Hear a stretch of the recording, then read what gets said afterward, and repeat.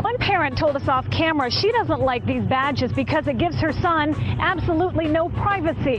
He is watched every second of the day he's on campus. Letters were sent home about the new badges, but that's not changing the minds of some parents and students like Patrick, who feel the program intended for safety feels more like spying. In Santa Fe, Tiffany Craig, 11 News. RFID kids. That story comes from KHOU 11 out of Santa Fe, and thanks to informationliberation.com for covering that story. Our last few notes on the paranoia. We also have another report of more kids paying for lunch with fingerprints, and there is a quick video you can get from wishtv.com. As above, so below. It all works on multiple levels, and again, so many ridiculous developments through the week that with any number of these stories we could spend a massive amount of time on. It does kind of boggle and blow my mind when I look back through the older archives of this radio show, coming up on its 4th birthday in just a few short weeks. But those early episodes, we really did only go over a dozen or so news stories. And now, and for quite some time, we go over dozens and dozens and dozens of news stories. And now, unfortunately, we can't give them the scrutiny and the coverage and the text and the subtext that they deserve. But this has been going on and around, and here it is again in our face. There was a recent court ruling that basically said, well, it's okay for the cops or the feds to sneak onto your property and plant a tracking device. Guess you should be richer and have your car in a garage or behind a fence. A California student got a visit from the FBI this week after he found a secret GPS tracking device on his car, and a friend posted photos of it online. The post prompted widespread speculation about whether the device was real, whether the young Arab American was being targeted in a terrorism investigation, and what the authorities would do. It took 48 hours to find out. The device was real, the student was being secretly tracked by the FBI, and they wanted their expensive device back. The student told Wire in an interview this past Thursday the answer came when half a dozen FBI agents and police officers appeared at Yasser Afifi's apartment in Santa Clara, California, on Tuesday, demanding he return the device. I was in Santa Clara in June for the 10th Annual Conspiracy Conference. Afifi is a 20-year-old U.S.-born citizen. He cooperated willingly and said he'd done nothing to merit the attention from authorities. Comments the agents made during their visit suggested he'd been under FBI surveillance for 3 to 6 months. An FBI spokesman wouldn't acknowledge that the device belonged to the agency or that agents appeared at Afifi's house. But we pretty much document through the rest of this post that the device is real. Feds are tracking anyone suspected of being in any way connected to terrorism. And it's all in the Patriot Act. If you do or say anything deemed a threat, they will track you. This is the new police state America.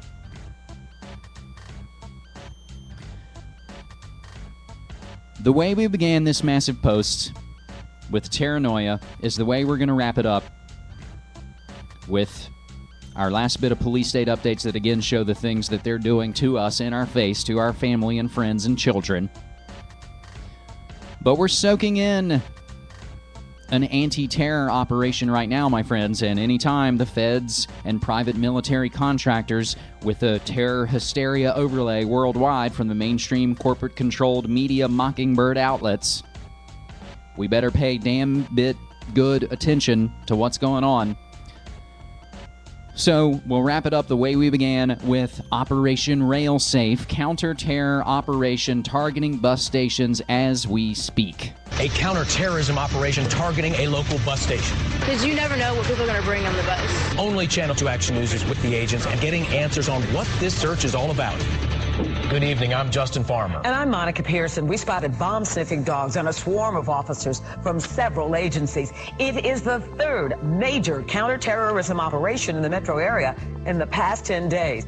And we've been there for all three. New at 11, Channel 2's Eric Phillips is live on Forsyth Street in downtown Atlanta, where we're asking what's behind this sudden surge of activity. Eric. Monica, federal officials say there is no particular threat that is leading them to have this sudden surge in activity, just a desire to ward off any potential attacks before they happen. That was crazy. I've never dealt with that one before. When Mary Jones arrived at the Greyhound station in downtown Atlanta, she didn't expect to see TSA agents with bomb-sniffing dogs going through and around the bus. From the Transportation Security Administration, we've got cargo inspectors that are here. We've also got explosive detection canines. It's part of what the TSA is calling Operation Viper. That stands for Visible Intermodal Prevention and Response. The idea of the random event is to prevent crime against various forms of transportation. The same that you might see in an aviation setting, tonight you're seeing at the bus terminal. Officials say they're not conducting this operation in response to an imminent threat. It's more of a preventative action, a signal to the bad guys. To send a visible deterrent, a message out to anybody who might be thinking of any type of activity to disrupt the transportation system. And obviously when you do those, in the event we might find any type of activity like that, we've got law enforcement here on the scene. Well, it stopped drug trafficking for one, and it put the ones behind bars. I think it's fine. I think it's pretty good. You know, keep the streets safe, keep the passengers safe. Because you never know what people are going to bring on the bus. Like, I mean, you've got all this luggage, and you never know what people are going to bring, you know, alcohol, weapons, drugs, anything. And authorities say they did not find anything alarming during tonight's operation. We're live tonight in downtown Atlanta. Eric Phillips, Channel 2 Action News. Night Beat. Eric, thank you. We do have more details on recent transportation security efforts. Just last week, federal, state, and local authorities searched hundreds of trucks along I-20 in Douglas County. 2 days later, they did a second round of inspections at the same place. Both times, officials said there was no specific threat. Today, Amtrak increased security at stations across the country as part of Operation Rail Safe. Now, I'd really be curious to know exactly all of the folks that they talk to in these news reports. 9 out of 10 times, the folks that they run the sound bite from are folks that say, "Oh no, it was weird, but if it keeps us safe, it's okay." And the last time I checked, taking alcohol onto a bus isn't illegal. But it's all those pesky things that consenting adults want to do to themselves that we have a big problem with here in puritanical USSA. But that's a whole other story, and my friends, we're now well into hour number 2 of episode 189 from Media Monarchy.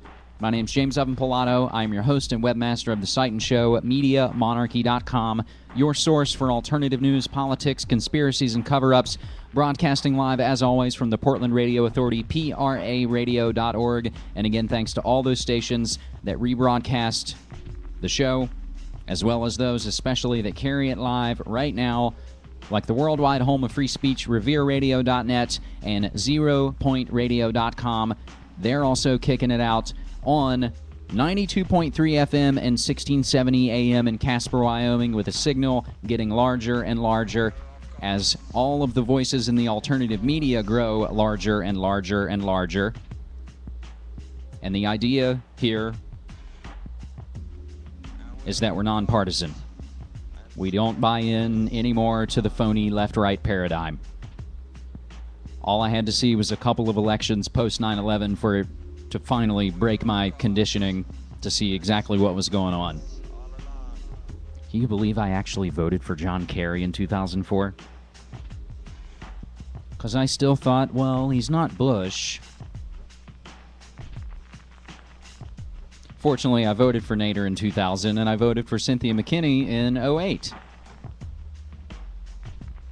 So we spent our first hour entirely on the paranoia and the growing international threataganda as they try and scare the hell out of everybody with another phony, false flag, intelligence-connected event to steal more liberties, to wage more war. As again, we often wonder in a way if we can cite Star Wars, that the Empire gets desperate, and the tighter they make their fist, the more galaxies will slip through their fingers. I'm paraphrasing. I'm not nerdy enough to do it verbatim for you. Our next couple of stories we covered on the latest episode of NewWorldNextWeek.com with Corber Report So hopefully you check that show out and you subscribe and you share it and you comment, post it on your page. We put it on youtube.com/Corver Report. We put it on newworldnextweek.com. That's the feed where you can get the high-quality episodes, the full-quality MOV files that you can burn off and look fantastic. Again, for folks who, unfortunately, are never going to listen to a 2-hour-plus weekly podcast. You should not be surprised. We should only be surprised at how apparent it all becomes faster and faster. From allgov.com, Army uses U.S. media to train psychological operations personnel in what might be called reverse embedding. The U.S. Army's been placing soldiers who conduct psychological warfare at local television news stations and newspapers in order to pick up media skills for their work. Through internships and fellowships, the Army's Training with Industry program has allowed members of the 4th Psychological Operations Group to work at WRAL, a CBS affiliate in Raleigh, North Carolina, and WTOC, a CBS affiliate in Savannah, Georgia. The experience provides soldiers with knowledge about broadcasting, which then can be used to sway foreign enemies or populations. The Army previously placed psyops troops in CNN Money's newsroom in 2000, but after word got out about it, CNN pulled the plug on the internships and admitted the move had been a mistake. Whoops. We're sorry we got caught. The Chicago Tribune also hosted Marine Corps officers from 2002 to 2004. In June of this year, the Army announced that it would be replacing the term psychological operations to the less ominous-sounding military information support operations. Another change in the acronym to confuse people, to throw people off the scent. Kentucky Fried Chicken's KFC because those parts are bad and we don't want people associating with that, so we'll just change the name. And unfortunately, people aren't going to remember and think about it. Oh, didn't this used to be American Movie Classics? Oh, now it's just AMC. But I digress into my own media bitching. But we can hit the flashbacks, and we can get the sources on Army placing psyops troops in CNN Money newsroom in 2000. As well as the Chicago Tribune hosting military officers. But isn't it interesting, the two new current ones that they're citing, WRAL, CBS affiliate in Raleigh, North Carolina, and WTOC, a CBS affiliate in Savannah, Georgia. CBS, the Columbia broadcasting system, with all of their skull and bones CIA connections from the very start. From the very start. This story that we got from AllGov does actually originally come from The Upshot, a blog on Yahoo. And as one of the critical comments on the latest episode of NewWorldNextWeek.com says, gosh, you guys sure do cite mainstream media all the time that you seem to hate so much. I'd like to think that we cite a broad use of news outlets. And I think we tend to show what the mainstream media is reporting to, one, put it in some context and give you the subtext. Because then the flip side is, you would still complain if we only posted things to Alex Jones or crazy blogs. I can't believe that. So that's what's tough. And that's what you kind of have to let roll off your back, is all the ridiculous criticism from all the armchair info warriors. And again, not saying I'm the greatest guy in the world. I do a little meager website and radio show that fortunately more people are digging. And I think it's because I don't put on and try and be something I'm not. And hopefully that resonates with you guys. Because again, we all have to share. That's the only way this is going to work. Because things are getting stranger and stranger and stranger. The other story we covered on the latest New World Next Week, again, surrounds the media, and again, we'll touch that political third rail of the I word. CNN's Rick Sanchez out after suggesting Jews run the media. Gasp.